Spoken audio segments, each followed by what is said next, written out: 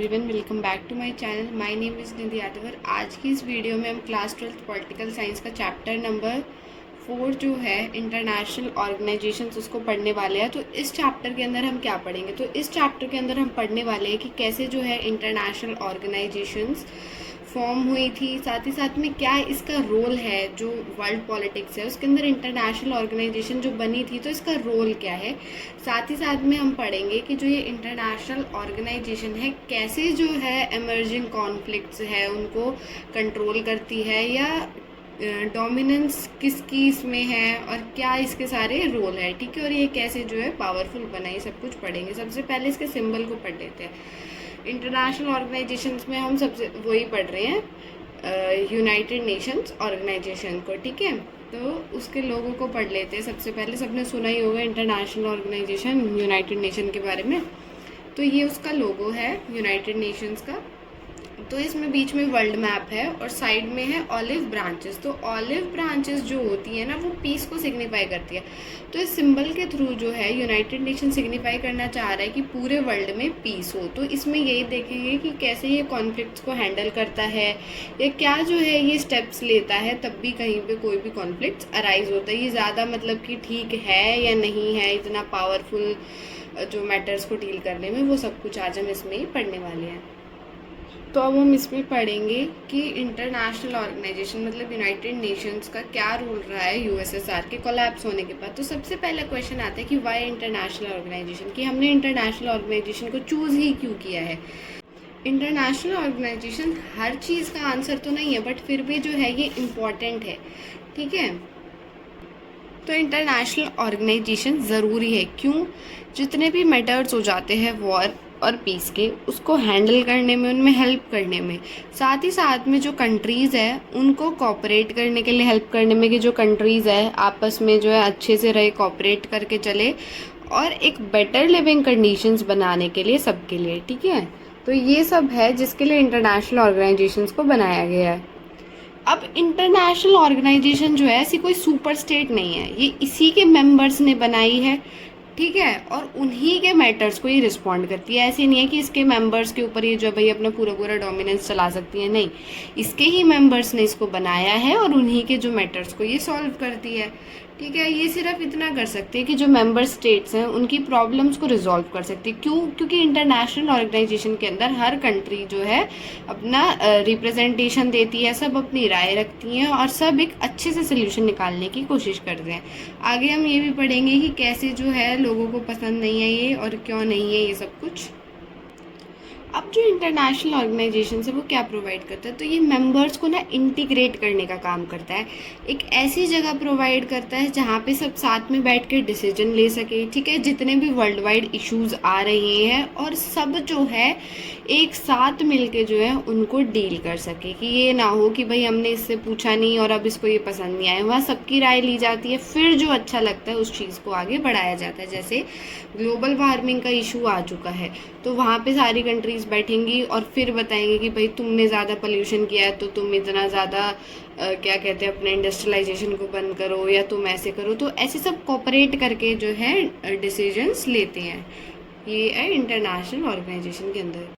तो जो international organisation है वो प्रोड्यूस करता है इंफॉर्मेशन और आइडियाज़ कि कैसे कोऑपरेट करना है।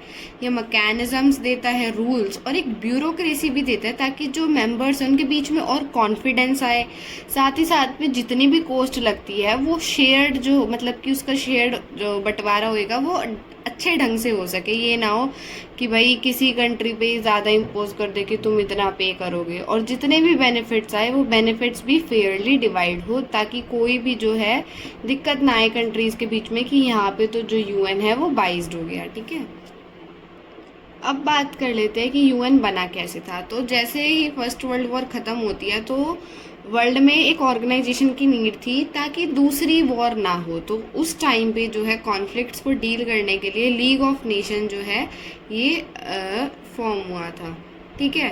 पर इसको जिस एम से जो फॉर्म किया था कि अगली वॉर ना हो कभी भी, पर ये फेल हो जाता है, ठीक है। तो 1939 से 45 में वर्ल्ड वॉर सेकेंड हो जाती है, तो इसका जो मोटिव था वो तो अधूरा रह जाता है। तो इसके बाद जो है यूएन फॉर्म होता है as a successor to League of Nation, जो कि 1945 में बनता है immediately after Second World War. ठीक है, तो ये टाइम। तो अब बात कर लेते हैं founding of the United Nations की। ठीक है, तो 1941 अगस्त में, देखो इस टाइम पे क्या था, वर्ल्ड वॉर सेकेंड चल रही थी। तो जो अटलांटिक चार्टर है उसको साइन करते हैं यूएस के प्रेसिडेंट फ्रैंकलिन डी रूजवेल्ट और ब्रिटिश के पीएम विंस्टन एस चर्चिल। ये किस लिए, कि भाई वॉर ख़त्म होने के बाद कुछ तो चाहिए ना, तो ये उस पर्पज़ से हो रहा था। फिर 1942 जनवरी में 26 अलाइड नेशन जो कि एक्सिस पावर के अगेंस्ट फाइट कर रहे थे, वो मिलते हैं वॉशिंगटन डीसी में अटलांटिक चार्टर को सपोर्ट करने में और साइन करते हैं declaration by the United nation को। ठीक है, फिर उसके बाद 1943 दिसंबर के अंदर तेहरान कॉन्फ्रेंस होती है। तेहरान का ईरान में। फिर Tehran conference declaration of the three powers, कौन सी थ्री पावर्स करती है, यूएस, ब्रिटेन और सोवियत यूनियन। किस लिए, कि तेहरान को जो है वो इंडिपेंडेंस दिलाई जाएगी। फिर 1945 फरवरी के अंदर याल्टा कॉन्फ्रेंस होती है, बिग थ्री। रूजवेल्ट कहाँ के, यूएस के, चर्चिल ब्रिटेन के और स्टालिन, जोसेफ स्टालिन जो थे वो सोवियत यूनियन के, वो साथ में आते हैं और एक यूनाइटेड नेशन कॉन्फ्रेंस को ऑर्गेनाइज करने की बात को जो है वो आगे रखते हैं। फिर 1945 में अप्रैल मई के अंदर एक 2 महीने लंबी यूनाइटेड नेशन कॉन्फ्रेंस चलती है इंटरनेशनल ऑर्गेनाइजेशन के ऊपर सैन फ्रांसिस्को में। ठीक है, फिर 1945 जून 26 को साइन हो जाता है यूएन चार्टर।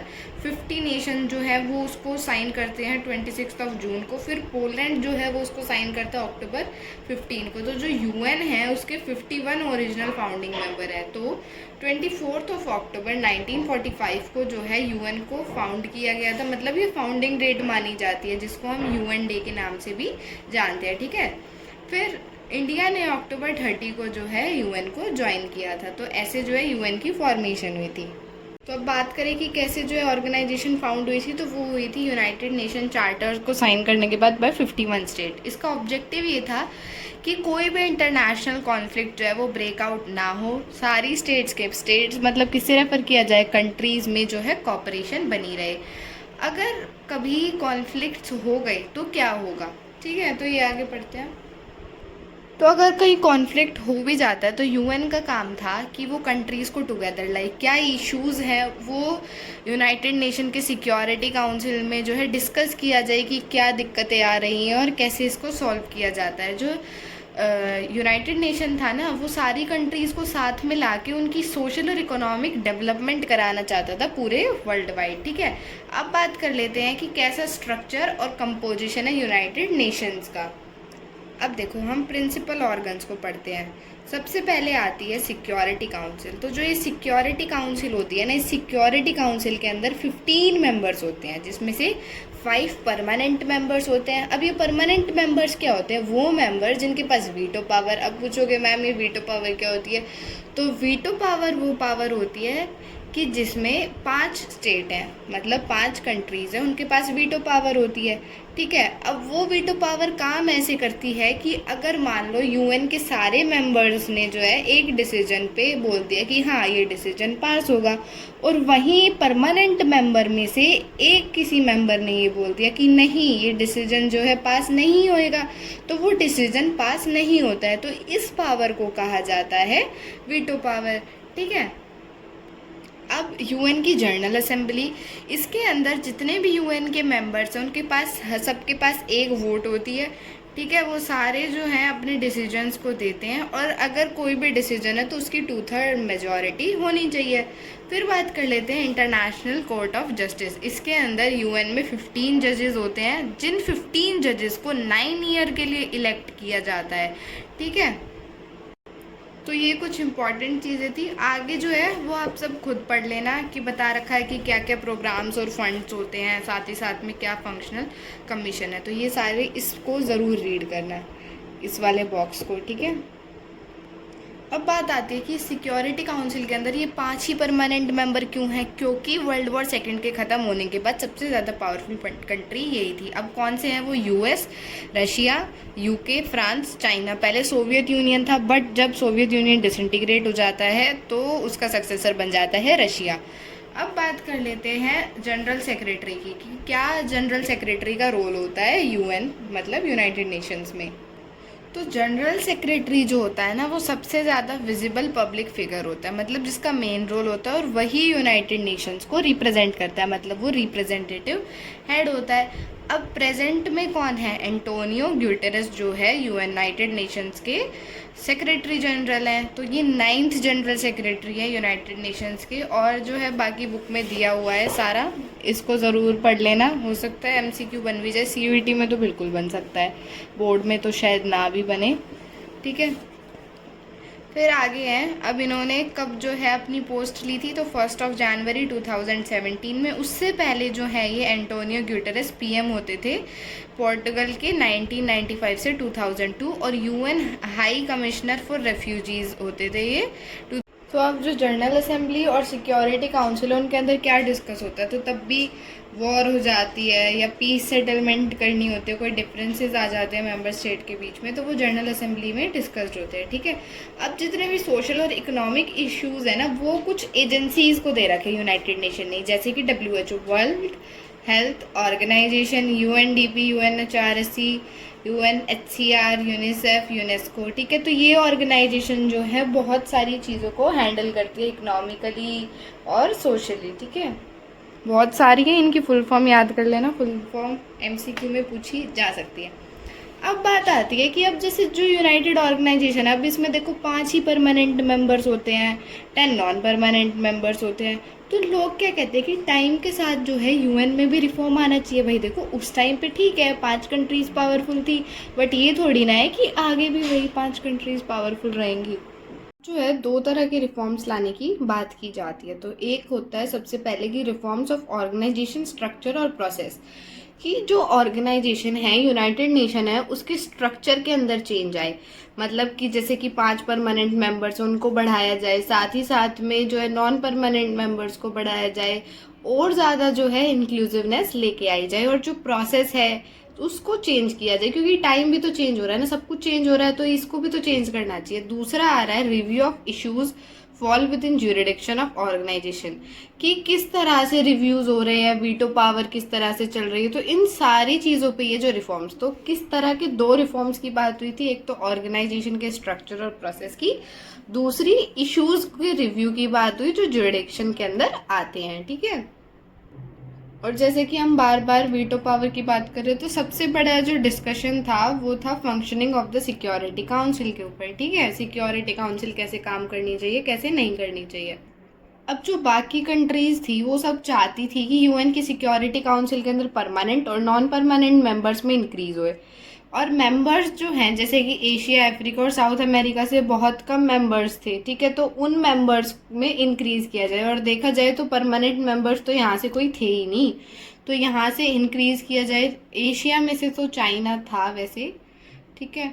फिर उसके बाद जो यूएस और अदर कंट्रीज़ थी, अब ये तो पहले से ही पावरफुल थी और ये परमानेंट मेंबर्स भी थी, तो ये सब क्या चाहती थी, कैसे जो है रिफॉर्म्स हो, तो ये चाहते थे कि बजटरी प्रोसीजर और एडमिनिस्ट्रेशन में चेंज हो, मतलब कि जो बजट है, जैसे ये सबसे ज़्यादा कंट्रीब्यूट करते थे, तो ये चाहते थे कि भाई इक्वली हो, कोई भी अगर पॉलिसी आ रही है तो मतलब ये इनका सोचने का ये था कि ज़्यादा से ज़्यादा एडवांटेज बस इन्हीं को मिले, ये नहीं चाहते थे कि और कंट्रीज़ की भी डेवलपमेंट हो। तो वहीं कुछ कंट्रीज़ जो है वो ये चाहती थी कि ये जो है ज़्यादा रोल प्ले करे पीस और सिक्योरिटी मिशन में, बजाय ये देखने की कि कहाँ परमानेंट मेंबर्स कैसे क्या, इसकी बजाय जो है पीस बनाने में और सिक्योरिटी पे ज़्यादा काम करे। उसके बाद जो है कुछ और नेशंस थे वो चाहते थे कि ये डेवलपमेंट, ह्यूमैनिटेरियन वर्क जैसे कि health, education, environment, population control, human rights, gender, मतलब जो बेसिक नीड्स, या जो हम एक बात करते हैं ना कि हाँ अच्छाई बन के, इंसानियत दिखा के, इन सब चीज़ों पे फोकस ज़्यादा किया जाए, बहसबाजी करने के कि परमानेंट मेंबर्स को बढ़ाओ, बजट को ठीक करो, उसके अलावा इन सब पे ध्यान दिया जाए। तो ये 3 अलग अलग पर्सपेक्टिव हमने देखे। तो अब हम पहले पढ़ लेते हैं reform of structure and process, क्या स्ट्रक्चर और प्रोसेस में कैसे जो है रिफॉर्म्स चाहिए था। तो अब जैसे ही जो है कोल्ड वॉर ख़त्म होती है तो जो सारा वर्ल्ड है वो नए चैलेंजेस आ रहे थे। अब पहले तो जो है दो पार्ट्स में डिवाइडेड हो रखा था, वहीं से जो है कंट्रीज, उनकी जो मेंबर स्टेट्स थी, उनको जो है फाइनेंशियल एड भी मिलती थी और सिक्योरिटी भी मिलती थी। बट अब जैसे ही कोल्ड वॉर ख़त्म होती है तो बहुत सारे नए चैलेंजेस आते हैं, नया सा सिस्टम आ जाता है, और रिफॉर्म्स भी यूएन में नेसेसरी थे क्योंकि वो कोल्ड वॉर के टाइम पे ही इस्टेब्लिश हुआ था। तो उसके कुछ रूल्स की बात की जाए या तौर तरीके उसके अकॉर्डिंग ही डिफाइंड थे। तो अब 1992 के अंदर जो है यूएन की जनरल असेंबली ने एक रेजोल्यूशन को अडॉप्ट किया। कैसा रेजोल्यूशन कि भाई क्या दिक्कतें हैं, किस तरह के रिफॉर्म्स चाहिए। तो उसमें 3 मेन कंप्लेंट्स आती हैं। सबसे पहले ये आती है कि जो सिक्योरिटी काउंसिल है अब वो कंटेम्प्रेरी मतलब करंट की जो वर्ल्ड पॉलिटिक्स है उसको नहीं शो कर रही, क्योंकि वो कोल्ड वॉर के टाइम की थी। उसके बाद जो है इसके जो डिसीजंस हैं, सेकंड ये थी कि जो डिसीजंस हैं वो सिर्फ वेस्टर्न वैल्यू और इंटरेस्ट को शो करते हैं, क्योंकि जो यूनाइटेड नेशंस है वो भी कुछ पावर से ही डोमिनेट था, क्योंकि जो वेस्ट है वो सबसे ज़्यादा पावरफुल बन गया था और साथ ही साथ में वो यूनाइटेड नेशन का सबसे बड़ा कंट्रीब्यूटर था। अब यूनाइटेड नेशन उसे कुछ क्यों नहीं कह सकता था, क्योंकि अगर वो किसी को कुछ बोलेगा तो देखो वो कोई ना सुपरफिशियल ऑर्गेनाइजेशन नहीं थी, वो लोगों ने ही बनाई थी। और अगर चाहते हैं तो वो आराम से कोई भी स्टेट जो है उसको छोड़ के जा सकती है। तो यूएन में ये रहता था कि अगर जो है यूएस छोड़ के चला गया यूनाइटेड नेशंस को तो भाई बहुत ज़्यादा प्रॉब्लम आ जाएगी, तो वो कुछ बोल भी नहीं सकता था। ठीक है। फिर था कि लैक इक्विटेबल रिप्रेजेंटेशन, क्योंकि कई जो स्टेट्स है वहाँ मतलब कि बहुत ही ज़्यादा रिप्रेजेंटेशन था, तो कुछ एरियाज़ में से बिल्कुल भी कोई भी स्टेट नहीं थी। तो ये कुछ प्रॉब्लम्स थी। तो अब इन सारी दिक्कतों को देखते हुए जो है ये डिमांड्स आ रही थी बार बार में कि रिफॉर्म लेके आओ, रिफॉर्म लेके आओ, इतनी दिक्कतें आ रही है। तो 1 जनवरी 1997 के अंदर जो यूएन के सेक्रेटरी जनरल थे कोफी अनन, 1997 में कौन थे? कोफी अनन। उन्होंने इनिशिएट करी एक इंक्वायरी कि कैसे जो है यूएन को रिफॉर्म करना चाहिए। तो वो कुछ क्राइटेरिया लेके आए परमानेंट और नॉन परमानेंट मेंबर्स के लिए। तो वो परमानेंट मेंबर्स ये था क्राइटेरिया कि वो एक मेजर इकोनॉमिक पावर होनी चाहिए, साथ ही साथ में उसकी मिलिट्री, एक मेजर मिलिट्री पावर होनी चाहिए। ठीक है। फिर उसके बाद जो है यूएन के बजट के अंदर जो है बहुत अच्छे से उसको कंट्रीब्यूट, ये नहीं है कि भाई इस टाइम पे उसने कंट्रीब्यूट नहीं किया अब ऐसे नहीं किया।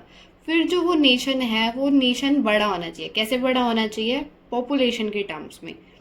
देन जो है वो नेशन रिस्पेक्ट करता हो डेमोक्रेसी को और ह्यूमन राइट्स को, वो ऐसा नेशन होना चाहिए, तभी उसको परमानेंट मेंबर की सीट मिल सकती है। एक ऐसी कंट्री जो कि है काउंसिल में आने के बाद कि अगर वो सिक्योरिटी काउंसिल में एज अ परमानेंट मेंबर आती है तो वो इसको और ही ज़्यादा रिप्रेजेंटेटिव बनाती है, ऐसी एक कंट्री होनी चाहिए। लाइक अगर हम इंडिया की बात करें तो इंडिया की अब जो पोजीशन है वो बहुत अच्छी है, और वो अगर इसमें एंटर करती है तो वो इसको और ही ज़्यादा अच्छा बनाएगी। ठीक है। और साथ ही साथ में रिप्रेजेंटेटिव्स कैसे? डाइवर्सिटी की टर्म्स में, ज्योग्राफी, इकोनॉमिक सिस्टम और कल्चर की टर्म्स में।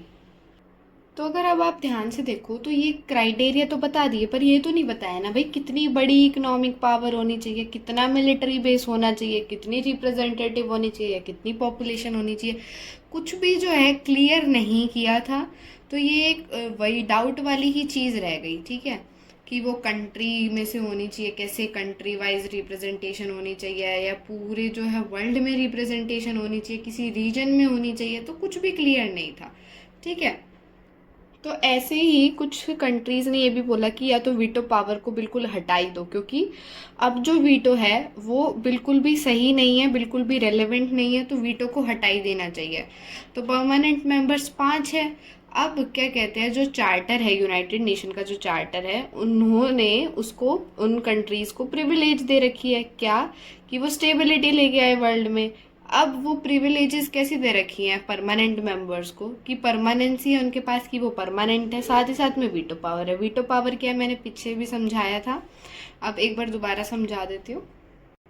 तो पहले अब नॉन परमानेंट मेंबर्स, मतलब अब हम देख रहे हैं कि नॉन परमानेंट मेंबर्स कह रहे हैं हमें भी परमानेंट बनना है, ये है वो, तो क्यों चिल्ला रहे हैं इतना? क्योंकि ये जो नॉन परमानेंट मेंबर्स हैं ना, ये सिर्फ 2 साल के लिए सर्व करते हैं। ठीक है। और इस पीरियड के बाद जो है 10 नॉन परमानेंट मेंबर्स होते हैं, 2 ईयर्स के लिए इलेक्ट होते हैं। इसके बाद जो है नए परमानेंट मेंबर्स आ जाते हैं, और वो इस तरीके से होते हैं कि वो सारे कॉन्टिनेंट्स को जो है रिप्रेजेंट करें वर्ल्ड के। ठीक है। उसके बाद जो वीटो पावर्स है, वीटो पावर में क्या होता है, जिनके पास वीटो पावर है मतलब 5 कंट्रीज के पास है, तो उन सबके पास एक वोट होती है। तो एक परमानेंट मेंबर जो है वो एक नेगेटिव मैनर में वोट कर सकता है, ठीक है, कि अगर सारे परमानेंट और नॉन परमानेंट मेंबर्स जो हैं किसी पर्टिकुलर डिसीजन के लिए राजी हैं, और अगर वो एक मेंबर स्टेट जो है नेगेटिव वोट कर देता है, तो वो पूरा जो डिसीजन है ना, वो पूरा का पूरा डिसीजन जो है नेग्लेक्ट हो जाएगा, ठीक है। इस पावर को कहा जाता है, नेगेटिव वोट की पावर को, वीटो। अब जो ज्यूरिडिक्शन वाले रिफॉर्म्स की बात थी उसको पढ़ लेते हैं, कि जो यूएन ने तब अपने 60 ईयर्स को कंप्लीट किया, कि यूएन को आए 60 ईयर्स हो गए एग्जिस्टेंस में, तो जितनी भी मेंबर स्टेट है ना वो सितंबर 2005 में जो है एक साथ आती हैं, मिलती हैं, सेलिब्रेट करने के लिए एनिवर्सरी, और रिव्यू करने के लिए सिचुएशन को, कि अब हम और क्या अच्छा कर सकते हैं यूनाइटेड नेशन को और पावरफुल बनाने के लिए, कि ये सबको जो है एक साथ लेके आ जाए, ऐसा क्या कर सकते हैं, ठीक है। तो जो लीडर्स है वो डिसाइड करते हैं कि कुछ स्टेप्स जो है वो उन्हें लेने पड़ेंगे ताकि जो यूएन है वो ज़्यादा रेलेवेंट हो जाए। जो आज के वर्ल्ड में कंटेक्स्ट चेंज होता जा रहा है, उस कंटेक्स्ट में जो है यूएन भी ज़्यादा रेलेवेंट और ज़्यादा अच्छा हो जाए। तो उन्होंने क्या सजेशन है कि एक creation of peace building commission का, कि एक ऐसी कमीशन बने जो कि पीस बिल्डिंग का काम करे। उसी के साथ साथ में जो यूनाइटेड नेशन है वो इस रिस्पॉन्सिबिलिटी को एक्सेप्ट करे कि अगर कहीं पे नेशनल गवर्नमेंट फेल हो जाती है तो वहाँ पे जो है यूएन की ड्यूटी बनती है कि वहाँ के लोगों को किसी भी एट्रोसिटी से बचाने की, कि कोई वहाँ पे आके ज़बरदस्ती कंट्री कब्जा ना कर ले, ठीक है। फिर एक ह्यूमन राइट काउंसिल बनाने की इस्टेब्लिश करनी चाहिए, ह्यूमन राइट काउंसिल को, जो कि बनी थी 19 जून 2006 से वो आ गई थी एग्जिस्टेंस में। अब कुछ एग्रीमेंट्स करे गए ताकि अचीव कर सके 100 डेवलपमेंट गोल्स, माइलेनियम डेवलपमेंट गोल्स को, ठीक है। टेररिज्म जो है वो किसी भी तरह से नहीं होना चाहिए, ठीक है, कहीं से भी, मतलब ये है कि टेररिज्म अगर दिखता है तो वहाँ ही उसको स्टॉप करना, उसके अगेंस्ट स्टेप लेना है। फिर डेमोक्रेसी फंड को बनाने की, एक डेमोक्रेसी फंड बनाया जाए। साथ ही साथ में जो ट्रस्टशिप काउंसिल है उसको, वो ट्रस्टशिप काउंसिल तो जैसे बंद हो गया ना, तो उसको भी वाइंड अप करने की बात करी गई, ठीक है।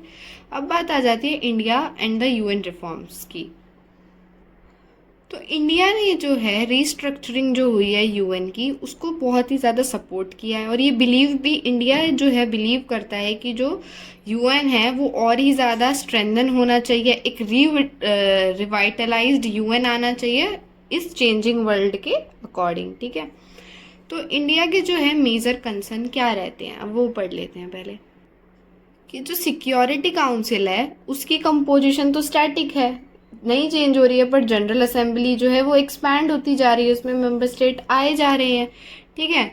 अब जो मेंबरशिप है यूएन सिक्योरिटी काउंसिल की, अगर हम उसकी बात करें तो 11 से वो 15 हुई है। पहले 11 मेंबर्स होते थे, जिसमें 5 परमानेंट मेंबर्स तो होते ही होते थे, बट जो 6 हैं वो जो है नॉन परमानेंट मेंबर्स होते थे।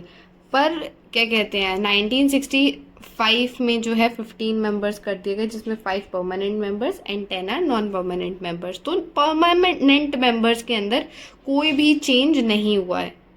अब जो जनरल असेंबली में भी अगर हम देखा जाए तो जो डेवलपिंग कंट्रीज है ना वही मेजॉरिटी में है।